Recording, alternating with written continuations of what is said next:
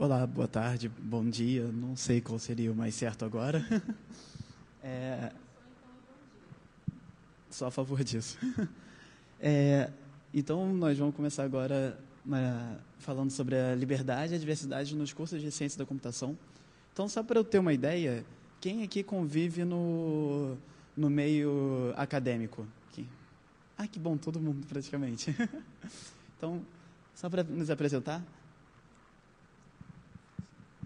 Boa tarde, eu sou Bia Michele, sou estudante de mestrado da USP, formada em análise de sistemas pela Universidade Federal no Pará.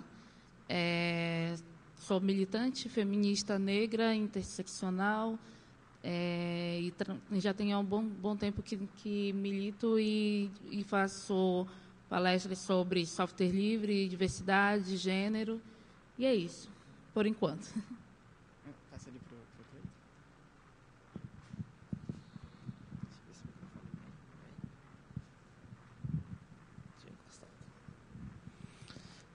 Bom dia, boa tarde.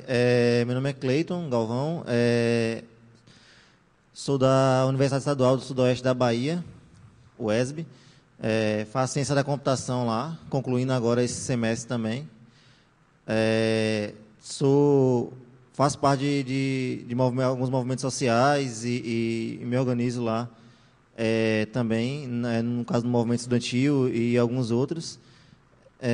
Sou ex-militante ainda participo da Executiva Nacional dos Estudantes de Computação, fui coordenador geral por um tempo e a gente vai falar mais sobre a Unicomp também, já ajudei a organizar e estou aqui, participo de debates também, algumas mesas sobre esses temas, né, sobre a questão de minorias e tal, e espero poder contribuir um pouco aqui também. E eu sou o Thiago, eu não tenho uma foto boa minha, é verdade. Sou carioca, estou aqui morrendo de frio, faço ciência da computação na UF, já milito no movimento estudantil desde que entrei na faculdade, praticamente, e ultimamente a gente tem visto a militância dentro da Executiva Nacional de Computação, e a gente vai comentar um pouco mais sobre isso daqui a pouco. E o que eu posso falar de vocês sobre mim agora é que eu estou aqui morrendo de frio na barriga, sabe? É horrível isso, mas... E aí é interessante a gente notar que, às vezes, a gente se encontra num ambiente hostil. Eu estou aqui com frio na barriga porque eu estou aqui na frente do palco com um bando de olhos me olhando assim. E é assim que a gente se sente, na real. Quando a gente chega num lugar onde a gente sente que não nos pertence, que a gente não devia estar lá, a gente se sente mais ou menos como nessa foto, como o cachorrinho ali no meio dos gatos. E aí, para também não ficar só eu falando sobre a coisa toda, eu decidi trazer algumas citações de algumas pessoas conhecidas. E a primeira que, falando sobre ambiente hostil, foi da Luana Mariano, que ela chegou um dia na primeira aula. Ela é uma aluna negra e chega na primeira aula com uma turma cheia de brancos, só de brancos. E aí a primeira coisa que ela pensa, putz, eu não vou ter amigo aqui. Essa frase é real. A gente fez um evento lá na UF falando sobre diversidade, cada um falando sobre suas experiências, sobre suas histórias, e ela passou isso para a gente. Então, vamos falar sobre diversidade de verdade. E aqui a gente vai tentar chegar numa diversidade, falar sobre diversidade em geral. Então, nós vamos falar sobre por quê, como ela se dá, por que ela importa, como a gente pode lidar com isso e como o software livre pode ajudar nisso. Então, esse gráfico aqui, deixa eu mudar de mão. Esse gráfico aqui, ele é da UF também, e ele mostra a quantidade de mulheres desde o início da história do curso de Ciência da Computação da UF. E dá para perceber claramente a queda da procura de mulheres com o passar do tempo. Você quer comentar alguma coisa sobre isso? É que é engraçado. A gente está falando sobre a questão, ele está falando sobre a questão de mulheres e é um homem que ainda está falando, né? Mas, assim, eu acho que para iniciar o debate, eu acho que é interessante a gente se fazer essa pergunta. Por que a gente está debatendo sobre questão de diversidade dentro do espaço de software livre? Por que trazer esse tema para cá é importante? Por que falar sobre diversidade é importante? Para aqueles que ainda não estão convencidos do porquê disso, quando a gente começou a falar há 17 anos atrás sobre software livre, também a gente tinha o desafio de estar falando sobre software livre no meio de pessoas que estavam olhando e dizendo que isso era bobagem, que não era necessário falar sobre software livre, que não era necessário a gente incentivar os estudantes a uma prática que não ia dar muito certo, que não tinha retorno financeiro. E o que a gente percebe hoje, né, cada vez mais, é a importância que não só nós, como profissionais, estudantes, profissionais da área de computação, mas também os usuários finais têm se preocupado com questões de segurança, com questão que antigamente era só preocupação nossa. Então, a gente percebe que falar sobre software livre 17 anos depois se torna cada vez mais importante. E aí você pensa, nesse contexto que a gente vive, nessa cultura que a gente vive, na sociedade que a gente vive, será que dá para falar sobre liberdade, de fato? Com tanta coisa que a gente lida e vê, será que a gente consegue falar sobre liberdade? A minha opinião é que não. Ainda mais se a gente pensa sobre... nós, quanto mulheres, temos liberdade para viver na sociedade de maneira que isso não nos oprima. Nós, quanto mulheres negras, temos liberdade. Eu vou sempre indo pela negativa. Acho que a gente ainda tem muito a conquistar.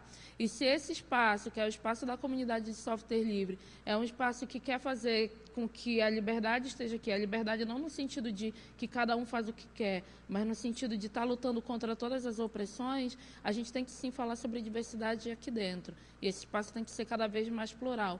E é o que a gente não percebe, não só dentro da comunidade de software livre, mas nos nossos cursos também. E aí eu vou com propriedade para falando sobre, conversando com as meninas. O quantas de nós tivemos incentivo e temos incentivo até hoje para estar dentro dos cursos das exatas, não só da computação, quanto matemática, as outras engenharias, né? E quantas outras meninas começam os cursos e terminam eles. Da minha turma de 50, 5 eram mulheres, 2 se formaram. Isso é uma questão pontual? Isso é só porque as meninas não são mesmo da área de informática, elas não gostam muito das áreas das exatas, ou tem alguma coisa por trás disso? Eu sou da opinião que se tem coisas por trás disso que influenciam esse número cada vez mais decrescente. Mas também sou da positiva, aí vocês vão ver por aqui pelos espaços do FISLE, Pai Ladies e diversas outras iniciativas de mulheres que estão aqui e que têm projetos para incentivar com que essa curva aí nos próximos anos não se repitam. Então, por aí. Bom, ela deixou bem completo, então vou passar para o próximo, que está falando também sobre a UF e fala sobre uma amostra étnico-racial dentro da UF, dentro do curso de Ciência da Computação da UF. E, novamente, a gente percebe uma disparidade no quantitativo de negros, de indígenas, e até comentado ali do pardo, ali, de como as pessoas muitas vezes também preferem se declarar pardo, apesar disso não ter um embasamento étnico, um embasamento racial. Tá? Mas, e aí a gente se pergunta da mesma forma que ela estava perguntando agora sobre a questão das mulheres, a gente se pergunta também a mesma forma para os negros. Qual o incentivo que tem para essa pessoa continuar? Quando você pensa que os negros, eles também, em sua maioria, estão na classe mais pobre da sociedade, como é que eles vão se manter dentro de um curso de ciência da computação, que é um curso caríssimo? Os materiais são caros. Entrar na faculdade é caro. Ficar na faculdade é mais caro ainda. Então, alguma coisa acontece que cria esse número. Então, como é que a gente pode pensar um pouco o porquê que essas coisas acontecem? Então, vamos pensar primeiro pelo lado econômico, né? Aliás, de cara, vão comentando que tem o lado econômico, um lado cultural, um lado social e N outros lados. Mas eu foquei aqui um pouco no econômico, cultural e no social também. Mas, primeiro, o econômico. Como é que você, uma pessoa de baixa renda, consegue chegar num curso de tecnologia? Você que nunca teve acesso à tecnologia, como é que você consegue chegar lá? Como é que você, inclusive, vai ter um interesse em procurar saber? E depois que você chega, como é que você é visto pela sua turma? Eu não sei se eu coloquei essa outra frase aqui, mas nesse mesmo evento que a gente teve sobre diversidade, lá na UF, tinha uma outra menina negra, e ela comentando sobre uma amiga dela, da faculdade também, que era de um bairro mais... o bairro classe alta lá do Rio de Janeiro, o da Barra. E essa menina virou para ela e perguntou, mas toda pessoa pobre é negra? Porque a única pessoa pobre que eu conheço é você e a minha empregada, e vocês dois são negros. E aí, quando ela falou isso, eu fiz exatamente essa cara, eu fiquei, não acredito. Mas, realmente. Então, como é que você, pensando pelo lado econômico, consegue entender essa falta de diversidade? Né? Como que essas pessoas nunca tiveram acesso? E a questão do lado cultural? Eu vou pedir para você falar sobre essa questão mais...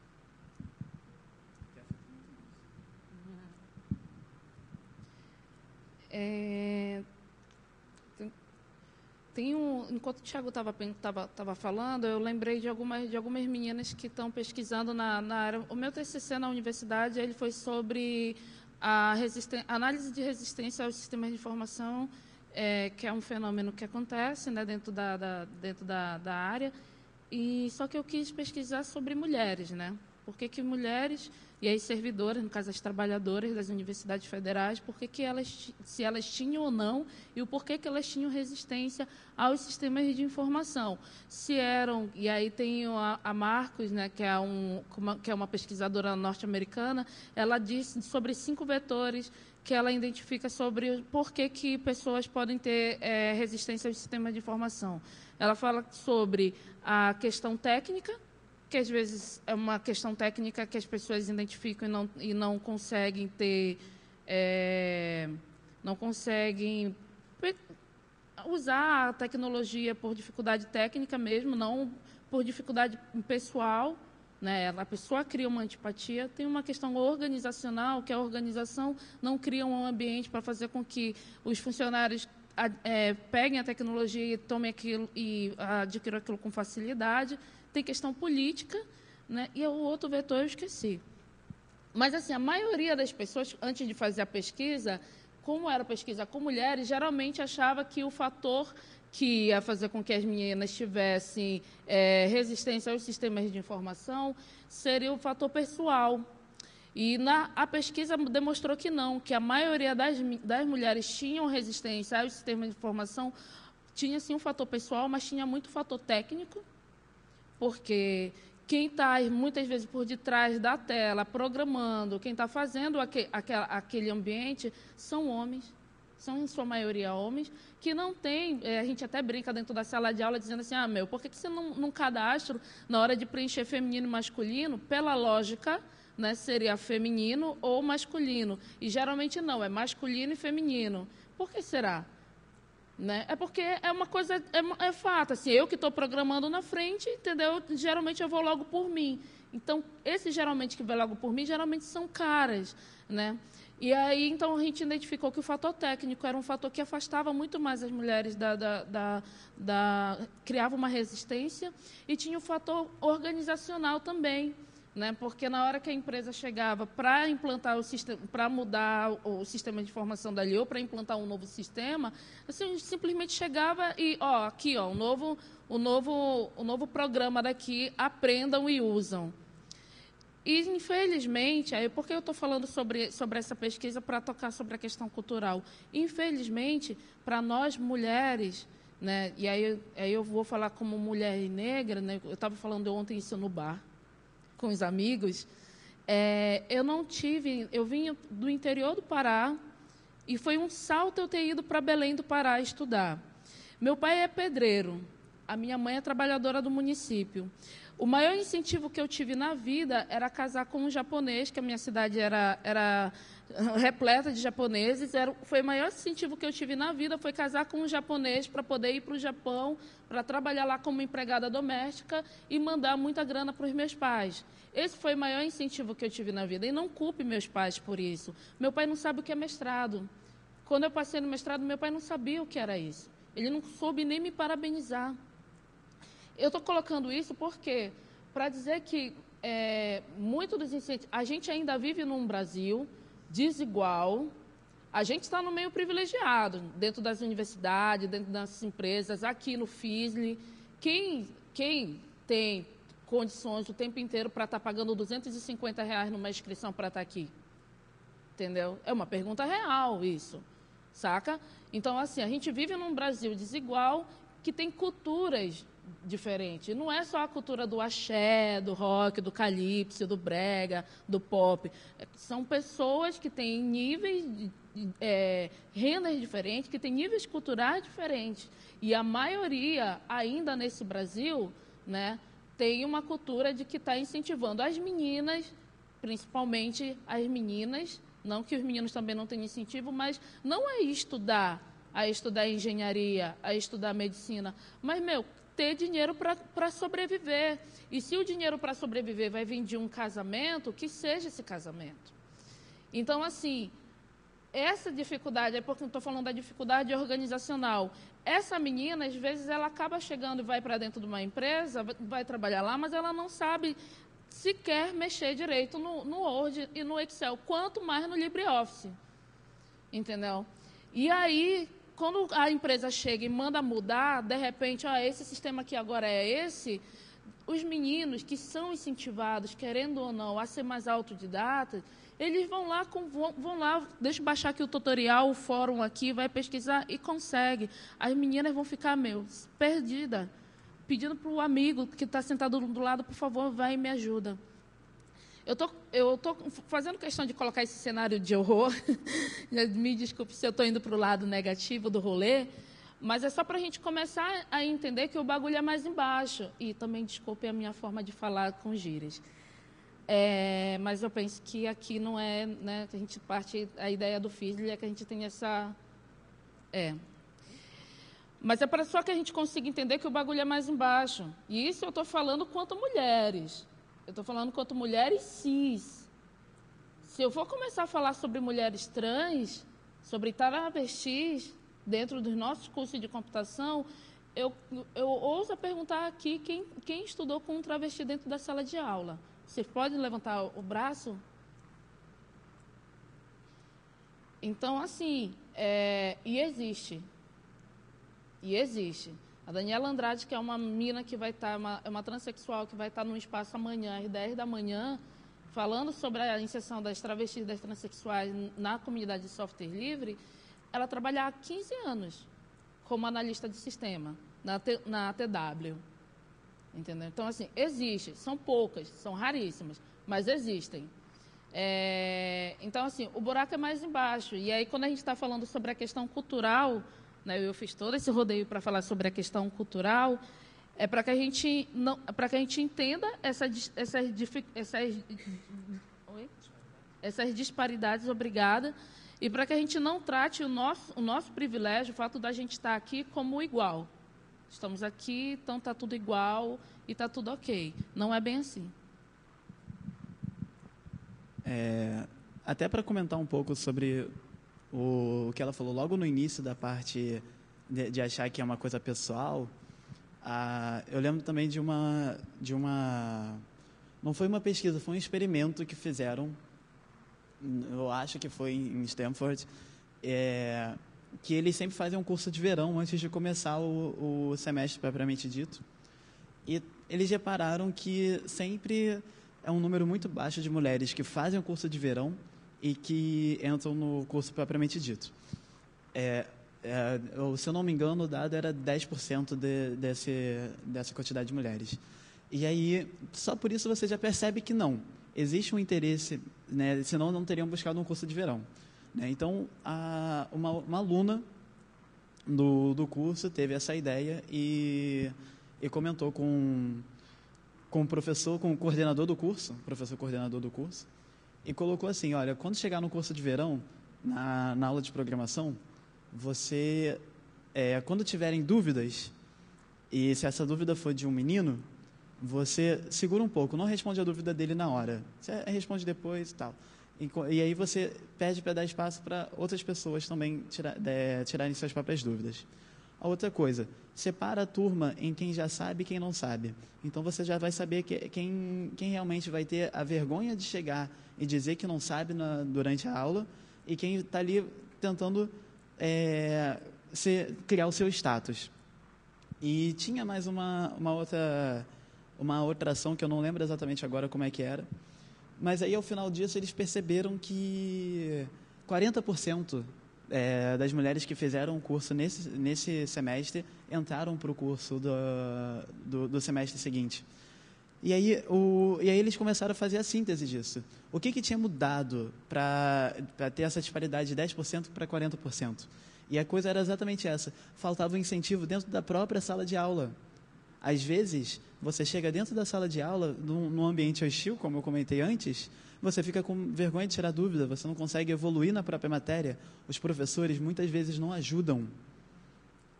E aí, como é que você lida com isso, né? E aí, a forma como essa menina teve de desenvolver esse curso foi exatamente essa. Ela criou um espaço menos hostil e pediu para que os professores incentivassem as mulheres a participar mais do curso. E com isso elas resolveram se interessar mais. Exatamente o que quebra o que você estava falando agora sobre não ter interesse pessoal, ou sobre ser algo biológico, mulheres não são boas e exatas. Exatamente muito pelo contrário. Então, quer?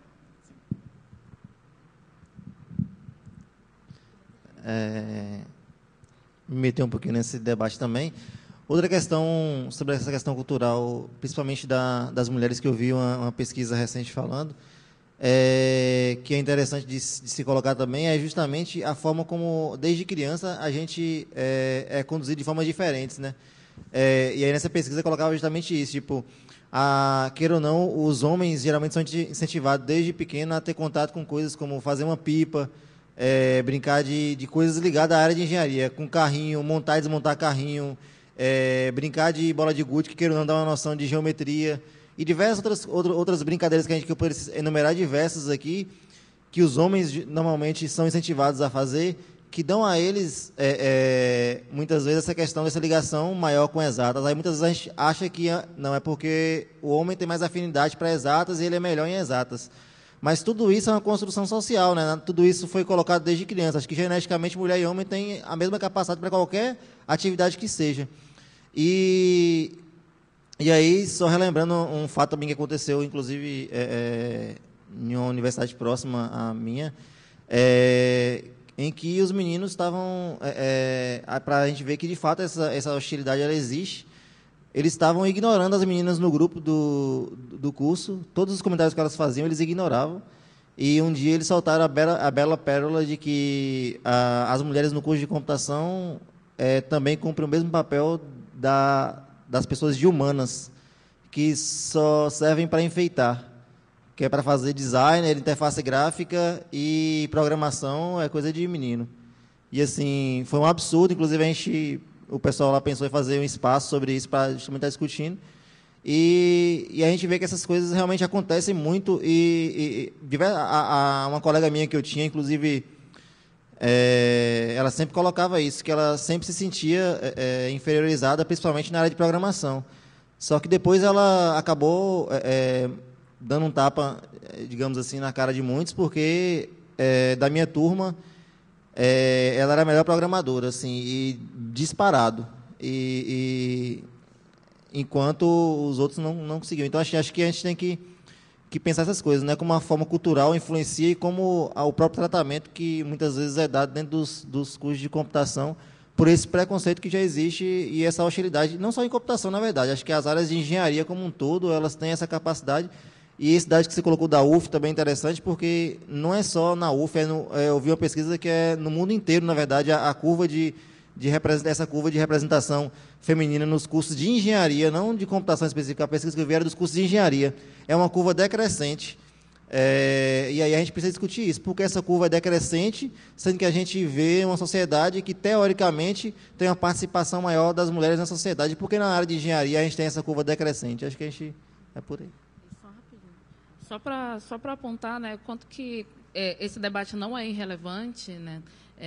Não é assim, né? A gente tirou, queremos fazer esse debate porque queremos, como o Cleito colocou. No mundo inteiro se tem discutido sobre isso. Por exemplo, a gente está aqui em cima debatendo sobre isso, mas aí no meio de vocês tem duas pesquisadoras que defenderam recentemente seu TCC também sobre a questão das mulheres na área da computação e acabaram de se qualificar, né, Anabelle? Também sobre esse tema. Então, assim, a academia está atrás de entender sobre isso, pesquisar sobre isso. Assim, é foda, desculpa, usar esse argumento de que, olha, tem um tema aqui que a academia e que o mercado quer muito debater. Mas, assim, só para a gente se tocar, se a academia quer discutir sobre isso, se as empresas, como uma empresa terceirizada, que é a T-Work, né, quer discutir sobre isso, se as empresas, de modo geral, estão abrindo espaço para discutir sobre diversidade, para debater sobre gênero, para inclusão, não é por acaso.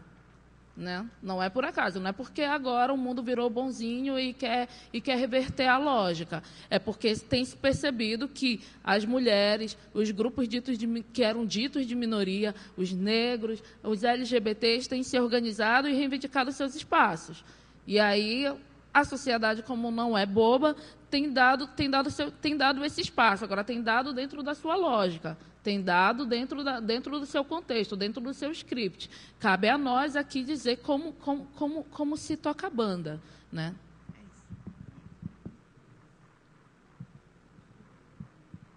E o outro ponto que eu gostaria de comentar é o lado social da coisa. Essa imagem, para mim, ela representa uma coisa muito forte. E ela não é do Rio de Janeiro, mas lá no Rio a gente vê muito esse tipo de imagem, porque o Rio é um lugar pequeno, então tá sempre lado a lado a classe alta e a classe de baixa renda, né? E ela representa exatamente isso, lado a lado, um prédio com as suas varandas muito bem construídas, suas piscinas, e do outro lado os barracões, a favela, né? E, inclusive, uma coisa que a imagem não mostra, mas até o próprio respeito dentro desse ambiente, né? Que as pessoas olham de cima a baixo uma para as outras e não se reconhecem. E, às vezes, até desumanizam. Não procuram reconhecer o outro como um ser humano só porque a condição social dele não é a mesma que a sua. E aí é interessante sempre trazer esse viés para o lado da universidade. Eu quero comentar um pouco da universidade pública, a Universidade Federal Pública, as IFES, que, para começar, é praticamente impossível você chegar lá, né? Você passa por uma peneira, que é o vestibular, que essa peneira ela já é dominada pelas pessoas de classe alta. Quando você está lá no terceiro ano, você está pensando em entrar para a universidade, as escolas particulares todas já começam a fazer seus cursos pré-vestibulares, seus intensivões, e a matrícula nesses cursos são altíssimas. Essas pessoas vão se especializando para uma prova que elas vão fazer, que é a peneira. Enquanto, por outro lado, tem gente que não teve nem física, matemática na escola. Eu tive a sorte de chegar numa escola de ensino técnico, e mesmo lá, uma escola que é um pouco mais de renome, eu não tive física. Como é que eu ia passar bem no Enem? Minha grade de matemática era cortada pela metade. Durante 2 anos eu não tive professor de química. Como é que eu vou chegar lá no Enem e tirar uma nota boa? Antes, quando eu fiz, ainda era o vestibular. Como é que eu vou chegar na específica do vestibular da universidade e conseguir passar? É até um pouco forte assim falar sobre isso, porque eu lembro muito de como é passar por isso. Inclusive, uma coisa que eu não botei nos slides, mas é interessante comentar também, o como isso afeta a nossa sanidade mental, a nossa saúde mental. Porque a pressão que é colocada para você ser de sucesso nessa sociedade que a gente tem hoje, né, e você se esforça tanto para aquilo que às vezes você acaba afetando até a sua própria saúde mental. E é um assunto muito importante que também tem que começar a ser debatido. E o lado social, ele acaba pesando muito. E beleza, isso é a primeira parte, é a peneira. E depois que você entra, como você se mantém na universidade? E depois agora, com o novo governo, que vieram os cortes todos. As bolsas todas das IFES, elas foram cortadas pela metade, menos vagas. A assistência estudantil, os bandejões, eles foram perdendo suas qualidades. A CAPES cortou as bolsas. Você está lá numa universidade que é integral. Muitas vezes os professores não permitem que vocês façam estágios. Na UF, pelo menos, não permitem. Eles acham que se você está lá, você tem que estar lá para estudar. E aí? Como é que você se mantém? Como é que você vai para a universidade todo dia? Como é que você paga a sua passagem? Como é que você paga a sua comida? Então, só para mostrar como esse lado social ele afeta muito a falta de diversidade nos nossos cursos. E aí, eu tinha um professor que todo dia ele fazia pelo menos uma vez essa pergunta: o que é o computador? E a resposta que ele queria era dizer que o computador é uma ferramenta. Então, no dia que eu fui fazer a prova desse professor, eu criei essa frase aí, lá na questão. Eita, tá até com errinho ali, que eu editei. Mas o computador é uma ferramenta que possui potencial principal de auxiliar o cotidiano das pessoas. E aí, o que eu trago dessa frase, que eu botei lá na prova para cá, a ênfase são as pessoas. No final das contas, o computador está lá para nos auxiliar. Não adianta ele estar lá... aliás, ele também, dependendo do uso que você faz, ele pode também nos ferrar. Mas não adianta você pensar que o computador ele vai ser uma coisa técnica, que ele é só feito para aumentar o lucro de uma empresa. Tem que pensar também o lado social, como que a tecnologia afeta a sociedade. Como que hoje a gente vai se sentir livre num lugar onde você está sempre sendo monitorado, por exemplo?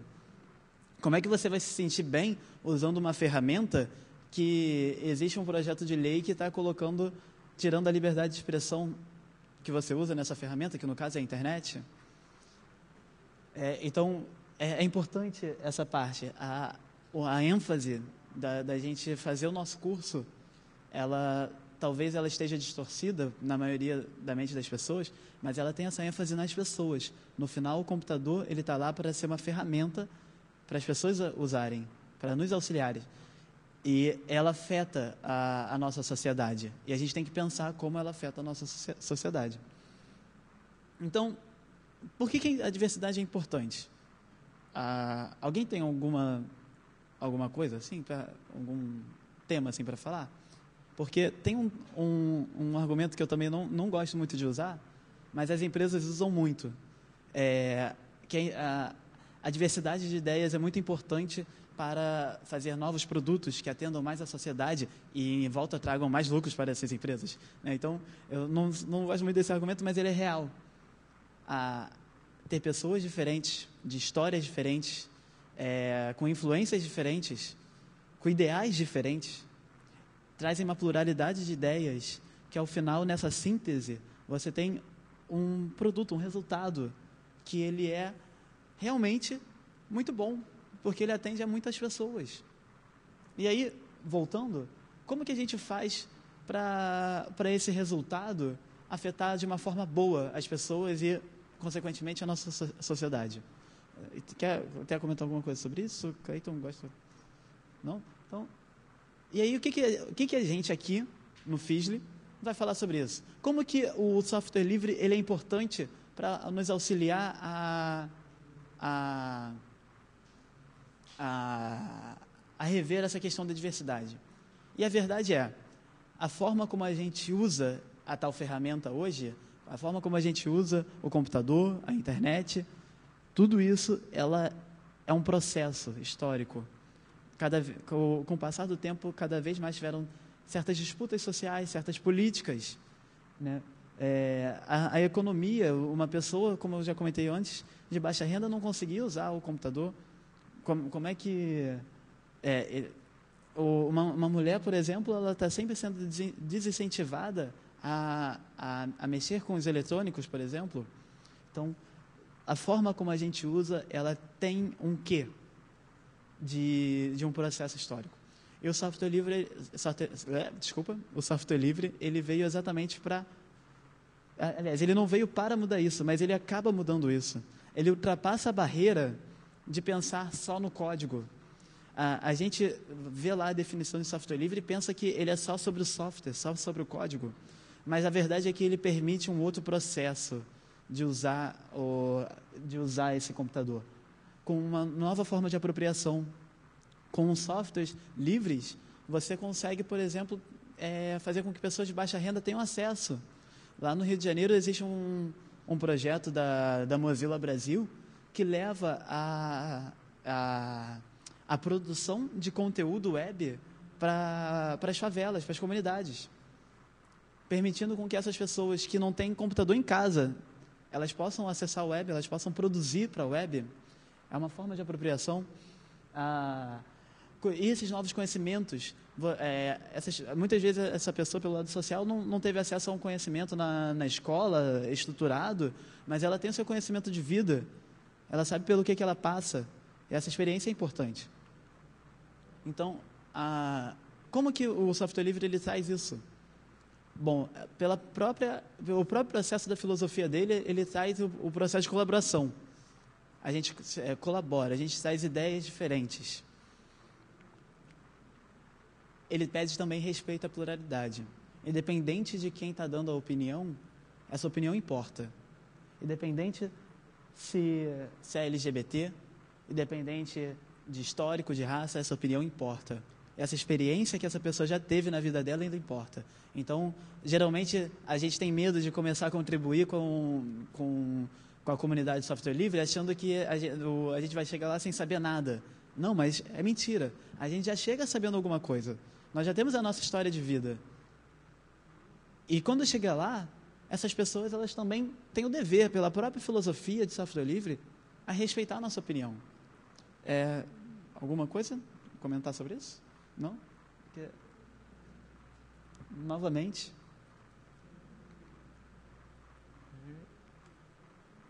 E a outra também é que a gente tenta não limitar os indivíduos. E esse é um problema, que a gente tenta. Né? Nem sempre a gente faz. É um problema nosso assim mesmo. A gente está sempre tentando. Mas a gente tem que também entender que a vida não é binária. Nós não somos binários. Nós não somos o preto no branco, nós não somos yin e yang, nós não somos homem e mulher apenas. Nós somos pessoas diferentes. Nós contribuímos de formas diferentes. O nosso processo social ele é uma espiral, cada vez todo mundo contribuindo com seu histórico, com a sua experiência. E, por fim, a gente acaba mudando as estruturas sociais. O software livre ele traz isso. Quando você muda a forma como as pessoas usam uma ferramenta tão importante, tão ubíqua nos dias de hoje, tão pervasiva nos dias de hoje, a gente acaba mudando também a nossa estrutura social. A gente dá oportunidade. Diversidade, respeito à pluralidade, ela é a igual quantidade de oportunidades. E aí a gente muda a sociedade. Então, como é que a gente lida com isso nas universidades? Como comentado antes, o Cleiton e a Bia já foram diretores da Executiva Nacional de Estudantes de Computação. Eu vou pedir para eles falarem um pouco mais sobre a própria ENEC.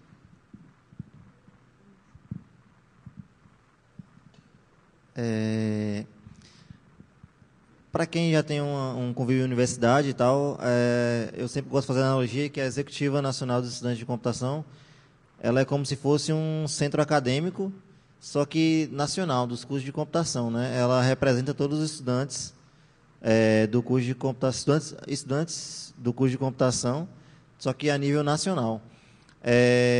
E aí, teoricamente, ela se organizaria também assim, em regionais, que no caso teria uma executiva regional em cada região do país, que teria uma proximidade maior com os centros acadêmicos daquela região, e assim que essas executivas regionais se organizam na executiva nacional. Só que a executiva passou por alguns problemas de desarticulação, e a gente, inclusive, está aqui, inclusive convidando vocês depois para estar conversando um pouco sobre. E geralmente a executiva, para ser bem breve, ela geralmente, a diretoria, no caso, ela é eleita no ENECOMP, que é o próximo tópico. O ENECOMP, que é o Congresso Nacional do Estudante de Computação, que acontece anualmente. Esse ano, a proposta que a gente tem é que aconteça em Goiânia, que é o de 2016. E, através desse ENECOMP, geralmente, os estudantes vão eleger uma nova diretoria, tirar novas diretrizes, desde a ação até as bandeiras de luta, que, no caso, no último ENECOMP que ocorreu, teve um em 2015, não foi, mas acho que a gente não ouviu falar, e teve o 2013, que foi o que aconteceu em Vitória da Conquista, eu participei, de fato, da organização. As bandeiras foram a defesa do software livre nas universidades brasileiras, e a defesa das minorias, de mulheres e LGBTs, e sobre a regulamentação da profissão, que no caso, e o Marco Civil também na internet, que era a defesa do Marco Civil como instrumento importante de regulação da tecnologia e da internet, na verdade, né? E é basicamente isso. A executiva se organiza assim, e tem essa proposta, né? Na verdade, a executiva ela não funciona sem os estudantes. Inclusive, a gente faz esse convite a quem for estudante de computação aqui, seja de graduação, pós-graduação ou ensino técnico, a estarem se aproximando para a gente trocar uma ideia também, para que a gente possa estar rearticulando isso. Só tentar fazer um link disso, né? Estamos conversando sobre diversidade. É complicado falar sobre diversidade, assim, aliás, de qualquer tema que tem aqui no Feedly, em 50 minutos. Aí você pensa em falar sobre, quando a gente vai falar sobre diversidade, a gente vai falar sobre a questão das mulheres, sobre a questão de negros e negras, sobre a questão LGBT, sobre todo esse universo plural que a gente tem dentro da comunidade de software livre, dentro do nosso curso, dentro da nossa área. É pouquíssimo tempo para tratar sobre isso. A proposta que a gente teve aqui, nesse espaço, é de trazer a importância do debate. Por que é importante debater sobre isso? E, principalmente, começar a dar visibilidade para esse debate. Para dizer para as pessoas que se propuseram estar aqui hoje, nesses 50 minutos, de dizer, nós da comunidade de software livre, a Executiva Nacional dos Estudantes de Computação, a ENEC, que está tentando se reerguer, a Sociedade Brasileira de Computação, essas organizações, elas estão de olho e querem debater sobre a questão da diversidade, e não somente isso, quer propor sobre coisas para que a gente possa, de fato, ter uma diversidade, uma pluralidade dentro dos nossos espaços. Assim como um dia a gente começou a lapidar sobre a questão do software livre para fazer com que a sociedade, de modo geral, entendesse o porquê disso e começasse a tratar sobre isso, a gente também quer tratar sobre a questão da diversidade, porque isso nos pertence, isso toca a gente, isso está no cotidiano. Teve diversas vezes que, tanto eu quanto o Tiago, falando aqui sobre o que nos toca do dia a dia do nosso curso, eu vi cabeças balançando, eu vi pessoas entendendo e pessoas concordando, porque isso está no nosso dia a dia. Então, não dá para a gente chegar dentro da área, por exemplo, agora de software livre, da comunidade, da área de computação, e achar que diversidade não existe, e achar que as questões sociais não existem, e achar principalmente que isso não nos toca. Nos toca. E é necessário a gente estar discutindo sobre isso para estar principalmente trazendo cada vez mais, fazer com que aquela curva que foi mostrada ali, no próximo ano, não seja aquele reflexo. E nos próximos anos a gente possa ter aqui, não só como esse dado a gente vai colocar hoje, já também fazendo o convite às 18h20 na área de comunidade, vai ter um encontro só entre mulheres, as mulheres palestrantes e as participantes daqui. Nesse ano, o FISLE está com participação de 27% de mulheres aqui no evento. É pouco ainda, é muito perto do que já se teve, mas ainda é pouco. A gente quer mais. A gente quer que esse espaço aqui seja um espaço livre, de fato, onde as pessoas venham para cá e se sintam à vontade e se sintam incluídas. E essa é a importância, por isso a importância de estar trazendo esse debate, mas a gente quer aprofundar. A gente quer aprofundar e a gente quer propostas. A gente não quer vir aqui só chover no molhado e dizer, é importante debater sobre isso e não sair daqui com propostas efetivas. Só que a gente sabe que a necessidade do debate se exige mais tempo, se exige calma. E por nós sabermos que exige tempo e exige calma, é que nós estamos falando sobre a ENEC, estamos convidando vocês que estão aqui nos assistindo para vir debater conosco, para vir estar se reunindo com a gente aqui ainda no FISLE, a gente fazer uma roda aqui em algum espaço, está aprofundando esse e outros debates sobre a área de computação e está falando sobre a questão da reorganização da executiva. Como a Bia falou, a gente, para pegar o contato de vocês, o Thiago vai estar passando uma folha. Quem puder colocar o nome, o telefone, e-mail, a gente vai criar um grupo no Telegram. Quem não tiver Telegram, a gente manda e-mail avisando sobre esse espaço, porque, como a Bia falou, a gente precisa ouvir vocês, que a gente acha que as coisas não são assim de cima para baixo, verticalizadas. A gente não está aqui como detentores do conhecimento, e acredito que cada um que está aqui pode e deve ter, inclusive, muito mais propostas e coisas a acrescentar do seu dia a dia, de sua vivência, do que a gente aqui, inclusive. E aí a gente está querendo propor esse espaço, e aí telefone, e-mail, para a gente tentar entrar em contato para tentar organizar esse espaço, que a gente consiga realmente ter uma discussão, que a gente possa ouvir todo mundo, o máximo de ideias possíveis, e que a gente possa realmente se organizar de uma forma a ter um debate mais estruturado, com mais tempo, porque 50 minutos realmente é pouco. A gente agradece, eu agradeço a todos. E eu vi, acho que a senhora ali levantou a mão. Alguém mais tem alguma pergunta? Alguém tem alguma pergunta a fazer? Tem um aplicativo? Ah, tá. Não tinha visto, não.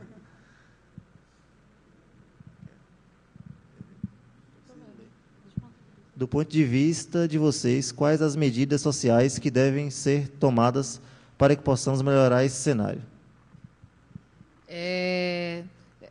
Desculpe se eu parecer que eu seja meio radical, né, na minha resposta. Mas, assim, por exemplo, se a gente pensar na questão do vestibular, né, nós, no Movimento Negro, a gente tem reivindicado muito a questão de cotas, questão de permanência estudantil. A universidade, como um todo, tem se criado, o movimento estudantil tem criado esse debate. Né? Dentro da questão dos cursos das exatas, principalmente, a gente tem, em São Paulo, tem a Maria Lábio, tem vários grupos de meninas que estão fazendo o quê? Estão indo para dentro das escolas de ensino médio, estão fazendo cursos de programação, diversos cursos relacionados à nossa área, para incentivar as meninas a escolher os cursos das exatas também, se elas quiserem, e entender que aqueles ali são espaços dela. Se for na questão de empresas, de debater sobre a necessidade de estar se incluindo, sobre essa questão da diversidade. Tem algumas coisas que são pontuais, né, que eu estou tentando colocar para vocês, mas aí, falando da minha perspectiva mais radical, a gente sabe que, isso é um simples remendo que a gente está fazendo. Acabar com o machismo, acabar com o sexismo, acabar com a transfobia, acabar com essas opressões, exige um esforço maior, exige um esforço de todos nós e acabar com a estrutura que sustenta essas opressões. E, para isso, a gente precisa estar organizado de maneira conjunta. Aqui, o FISLE é um espaço. Respondendo de maneira mais pontual, só o fato de nós estarmos aqui, nós todos aqui fazemos parte de um processo de transformação. Quando a gente vem aqui, se propõe a esse debate e se propõe principalmente a ser agente multiplicador. Talvez a gente não saia, vocês não saiam daqui como uma Maria Lab fazendo cursos de programação para as meninas, voltado para os ditos setores de minoria, para as meninas de periferia, para ajudar esse cenário a ser modificado. Mas talvez vocês tenham amigos, tenham conhecidos, que, se vocês incentivarem eles vão topar essa ideia e vão querer fazer isso. Talvez vocês possam chegar na universidade de vocês e motivar o centro acadêmico a fazer alguma coisa nesse sentido.